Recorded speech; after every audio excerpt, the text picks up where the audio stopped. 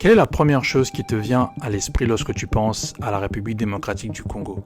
Est-ce que c'est à sa grande histoire politique avec ses héros nationaux comme Patrice Lumumba ou Laurent Désiré Kabila, ou plutôt à sa grande histoire de divertissement avec ses grands musiciens comme Koffi Olomide, Papa Wemba, Madilu System et aujourd'hui l'Aigle Royal, Fally Ipupa?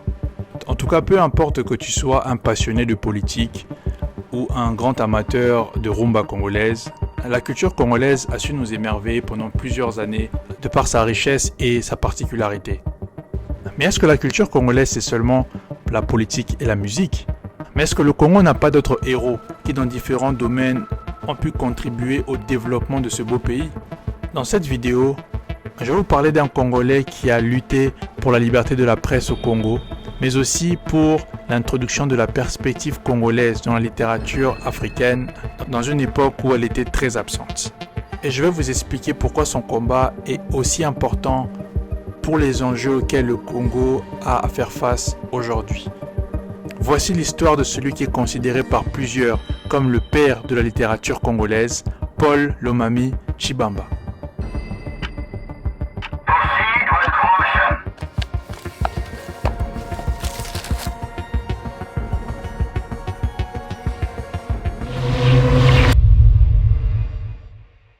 Mais qui est Paul Lomami Tshibamba au juste?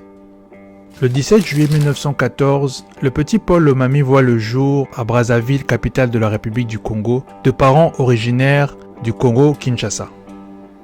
En 1921, à l'âge de 7 ans, il rejoint Léopoldville, Kinshasa, après le décès tragique de sa mère.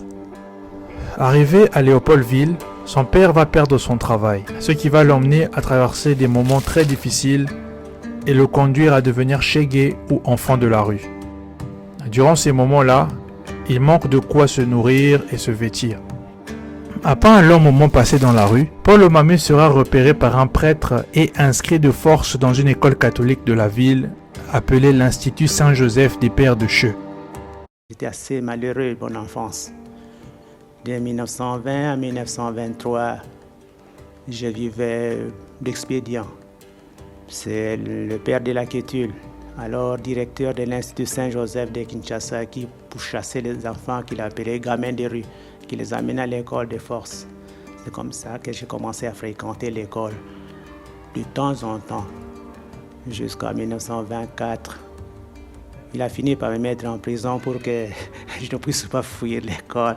Il vient me ramasser le matin, m'amener le soir et il me ramène en prison comme ça pendant 2 mois. Alors, je me suis adapté. Il faut noter qu'à cette époque du Congo belge, l'éducation était administrée par les prêtres catholiques, d'où son admission dans une institution catholique. En 1928, certificat d'études en poche, Paul Lomami est recruté dans ce qui était considéré comme l'un des meilleurs centres d'éducation du Congo belge, ayant formé des grands noms de la scène politique et publique congolaise, tels que le premier cardinal Malula, le premier gouverneur de la Banque centrale Albert Ndele et le premier président du Congo, Joseph Kasavubu. Ce centre d'études s'appelle le Petit Séminaire de Mbatakela dans le Mayombe. C'est ici que l'histoire devient très intéressante parce que c'est à Mbatakela que 2 de ses traits de caractère qui vont déterminer son combat pour la liberté du Congo vont être révélés. Alors tu vas peut-être te dire que ce n'est pas aussi impressionnant d'avoir un raisonnement critique. Mais pour mieux comprendre le raisonnement critique et l'indépendance de pensée de Paul, il faut qu'on parle rapidement de la répression que le système colonial avait exercée sur le raisonnement critique et pourquoi est-ce qu'elle constituait un danger pour la colonie. John Henry Clark, célèbre historien afro-américain, a dit « Pour contrôler un peuple, vous devez d'abord contrôler ce qu'il pense de lui-même et la manière dont il considère son histoire et sa culture.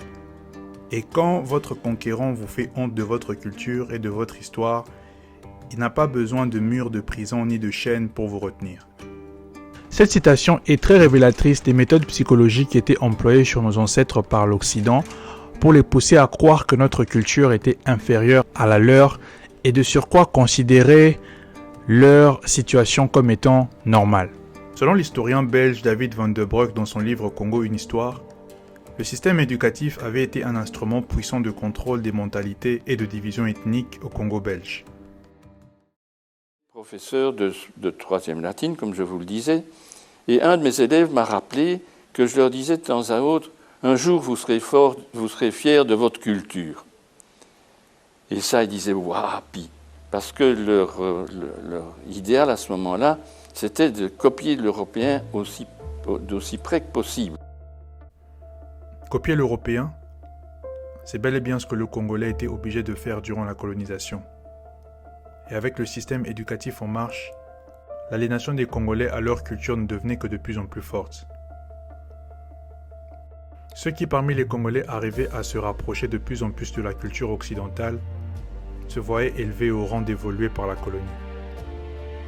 Les évolués étaient une classe de Congolais dont le comportement était similaire à celui du colon, dans la façon de parler, de s'habiller, de manger et de vaguer à leurs occupations. Mais malgré ce statut qu'avaient reçu certains Congolais intellectuels comme trophée du reniement de leur identité, le niveau d'éducation cachait une sombre réalité. La colonisation n'avait pas pour objectif de former des intellectuels qui prendraient la place des Européens présents au Congo. Beaucoup de Congolais ne faisaient qu'1 à 3 années d'école primaire. Et la propagande d'adaptation forcée à la culture occidentale était bel et bien présente dans leur éducation. La discrimination académique était flagrante.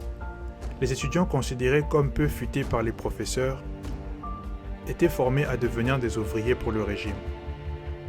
Tailleurs, charpentiers, cordonniers, etc. Les plus doués rejoignaient des séminaires catholiques et des instituts techniques à cause de leur habilité spéciale, mais n'étaient formés qu'en tant que généralistes, comme ce fut le cas de Paul Lomami et d'autres évolués. Et dans différentes paroisses, on avait fait ce qu'on appelait des primaires sélectionnées. Après la 3e primaire, on avait eu le temps de voir les élèves, de dénicher les meilleurs, et alors on les a mis, ceux-là, dans une classe spéciale, 3e sélectionnée. Et alors ceux qui étaient sélectionnés pouvaient partir après, s'ils avaient bien réussi, ils pouvaient aller au collège de Kenyati, ou bien au séminaire, au petit séminaire. Limiter l'enseignement de la masse à l'école primaire, pratiquer la discrimination d'opportunités académiques, sont là deux des méthodes qui avaient été utilisées par le système colonial belge pour empêcher la création d'une élite consciente qui saurait prendre son destin en main. Tout cela dans le but d'aliéner psychologiquement les Congolais et les empêcher de développer des réflexions contre le système colonial. Malheureusement pour eux, Paul n'était pas ce genre d'élève.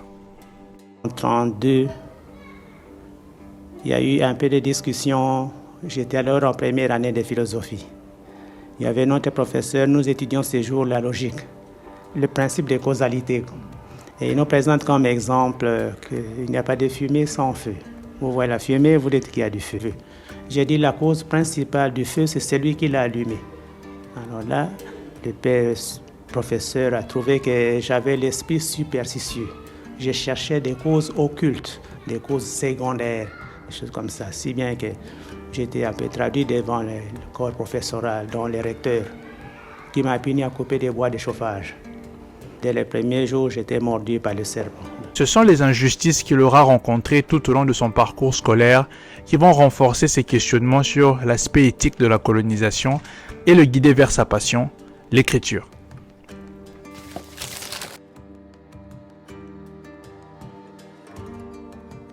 Toujours en 1928, Paul Lomami est mordu par un serpent après avoir été puni à couper des bois de chauffage à cause de sa réflexion sur le principe de causalité.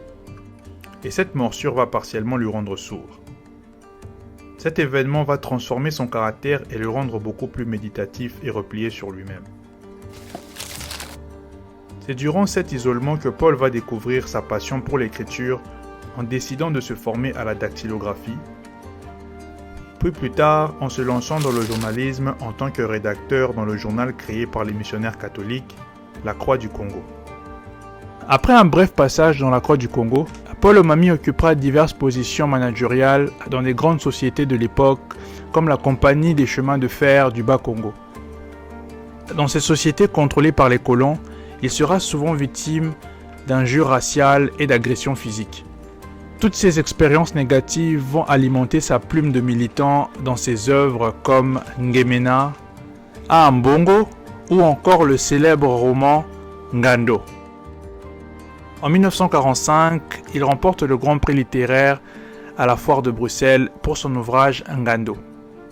Et dans le roman, je voulais montrer comment le Bantou conçoit la cause de tout ce qui lui arrive dans la vie. Misère, la mort, souffrance, maladie, etc.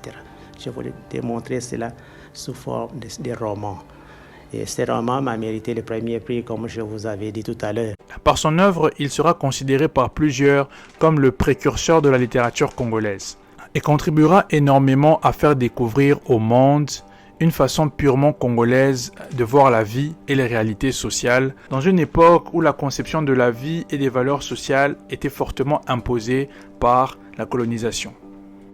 Ses positions panafricaines dans ses ouvrages et ses articles seront très souvent critiquées, tant par les colons belges que par certains Congolais qui le considéraient prétentieux pour oser défier le système qui avait été mis en place. Les évolués trouvaient plutôt que c'était ridicule de récompenser cette œuvre-là. Moi, il écrit des articles qui indisposent tous les Européens contre des évolués. Avec ça, maintenant, on les récompense par un roman vaille qui vaille. D'autre part, les prêtres trouvent que c'est un mauvais esprit. Et l'esprit du paganisme. L'esprit du paganisme, c'est anticolonial. Really? Après son passage en tant que manager dans plusieurs sociétés locales, il sera appelé par le gouverneur de la colonie pour l'établissement de la première chaîne de médias congolaise appelée La Voix du Congolais. Les articles publiés dans La Voix du Congolais seront très analysés durant cette époque-là parce que le régime colonial ne voulait pas que des articles qui pourraient éveiller un sentiment de révolte nationale soient publiés. Mais malgré tout, Paul va défier l'autorité coloniale en écrivant un article qui va créer la panique générale intitulé « Quelle sera notre place dans le monde de demain ?»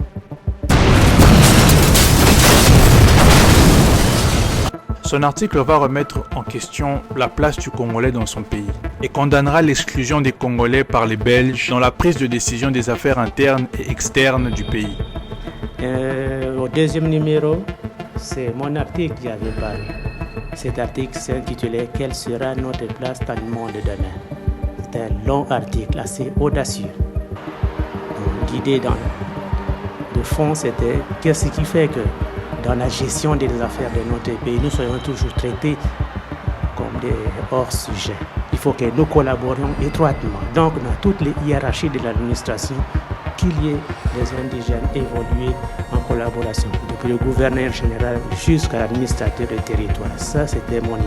Ah, ça a tourné très mal. Le système colonial soupçonnera qu'un Européen ait aidé Paul à écrire cet article, le jugeant incapable de développer ce genre de réflexion. Cet article qui est dans le fond et la forme une revendication contre les pratiques désastreuses commises durant la colonisation est le résultat d'années d'injustice et de discrimination subies dans le système éducatif et professionnel colonial. Son article va sensiblement éveiller la conscience nationale des Congolais et renforcer un sentiment de manifestation dans tout le pays. Ce sera un des articles historiques qui va lancer l'ère du militantisme littéraire et de la presse libre au Congo. J'ai eu des séances de tribunal, j'ai eu des coups de fouet pendant 3 semaines, tous les jeudis, les fesses déchirées, si bien que vous allez voir le gouverneur général. Il ne savait pas. Le martyr s'était arrêté là. Il finira par être libéré et s'exilera à Brazzaville après de multiples menaces de mort. Il poursuivra sa carrière de journaliste et d'écrivain à Brazzaville et ne retournera au Congo-Kinshasa qu'à partir de 1960, date de l'indépendance du pays. Il continuera son combat littéraire au Zaïre de Mobutu et s'éteindra le 12 août 1985 à l'âge de 71 ans à Bruxelles. Malgré des débuts difficiles en tant qu'enfant de la rue, Paul Omami aura persévéré et sa soif d'apprentissage l'aura permis de devenir l'une des figures incontournables de l'histoire du Congo-Kinshasa. À travers ses écrits, il a dénoncé les injustices coloniales et a plaidé en faveur de l'autodétermination et de l'émancipation des Congolais. En tant que précurseur de la littérature congolaise, il a ouvert la voie à une nouvelle forme d'expression littéraire purement congolaise et nous a prouvé qu'en utilisant notre voix pour la bonne cause, nous pouvons faire bouger les choses. Son travail a permis d'affirmer l'identité culturelle du pays dans un contexte d'oppression coloniale. La vie de M. Tshibamba nous apprend que peu importe d'où nous venons et ce que nous avons, nous pouvons participer au développement de notre pays avec de la détermination et de l'inventivité. Son héritage m'inspire à poursuivre mon combat pour un Congo et un monde meilleur. Et j'espère qu'il en sera de même pour vous aussi.